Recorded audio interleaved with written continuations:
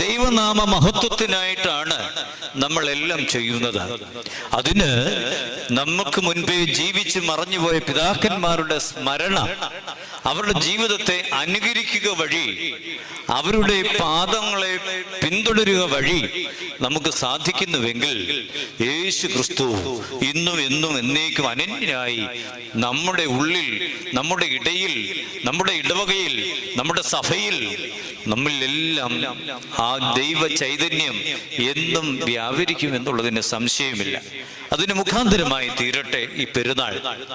പരിശുദ്ധനായ പരിമല തിരുമേനിയുടെ ജീവിതം ഈ ദൈവവചന പഠിപ്പിക്കൽ വഴി ഒരു വിശുദ്ധിയുടെ പടവുകളിലേക്ക് വന്നുവെങ്കിൽ പ്രിയമുള്ളവരെ, ആമുഖത്തിൽ തന്നെ ഓർമ്മിപ്പിച്ചു കൊള്ളട്ടെ, എനിക്കും നിങ്ങൾക്കുമുള്ള ഒരു വലിയ സാധ്യതയാണ് പരിശുദ്ധ പരിമല തിരുമേനിയെ പോലെ ഒരു വിശുദ്ധ